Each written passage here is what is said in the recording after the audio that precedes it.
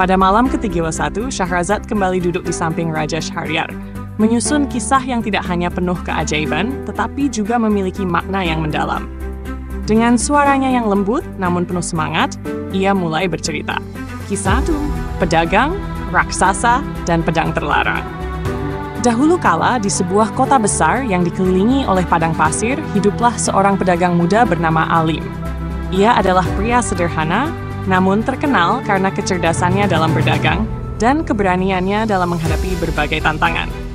Suatu hari, dalam perjalanannya menuju sebuah negeri yang jauh untuk berdagang, Alim mendengar tentang sebuah legenda kuno, Pedang Terlarang, yang dikatakan tersimpan di dalam gua di tengah gurun tandus.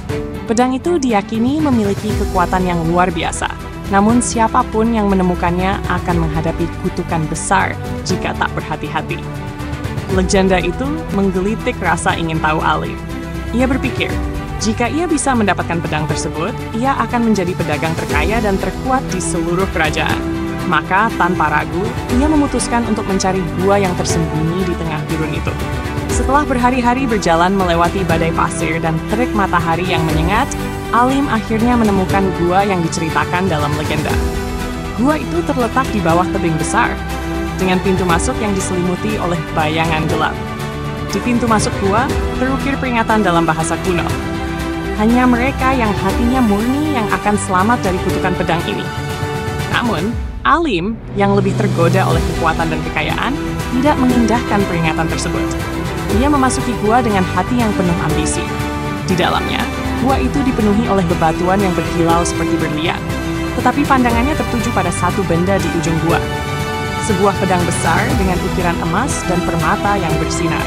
Pedang itu tertancap di atas altar batu, tampak begitu megah dan anggun, seakan memanggilnya untuk mengambilnya. Tanpa berpikir panjang, Alim meraih gagang pedang dan menariknya dari altar. Seketika, gua itu bergetar hebat, dan dari kegelapan muncullah sosok raksasa berwajah mengerikan, dengan mata yang menyala merah.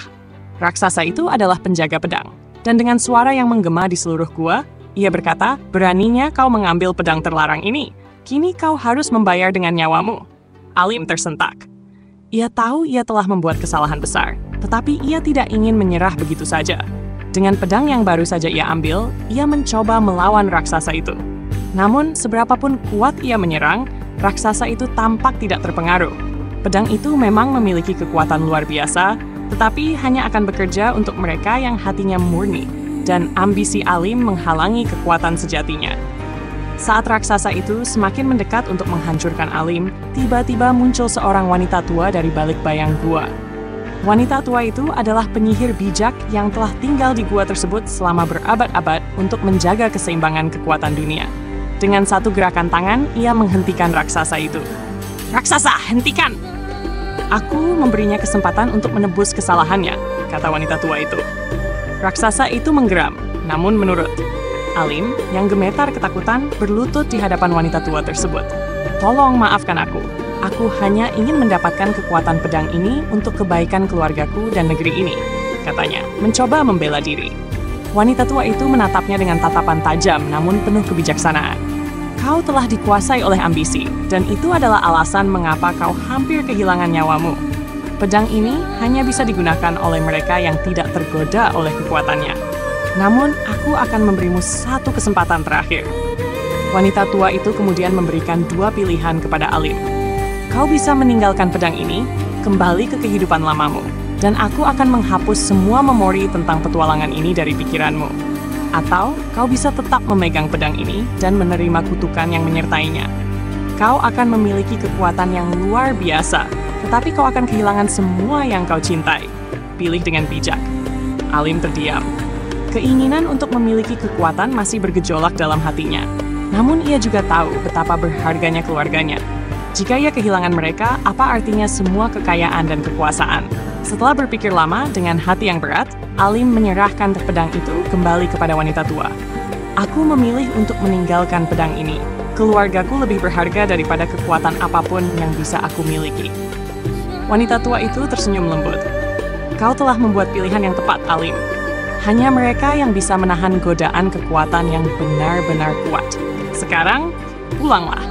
Dan meskipun kau takkan ingat kisah ini, hatimu akan selalu tahu bahwa kau telah mengalahkan godaan terberat. Dengan satu gerakan tangan, wanita tua itu menghapus ingatan Alim tentang pedang dan gua tersebut. Alim terbangun keesokan harinya di tepi gurun dekat kota asalnya, dengan perasaan tenang yang tak bisa ia jelaskan.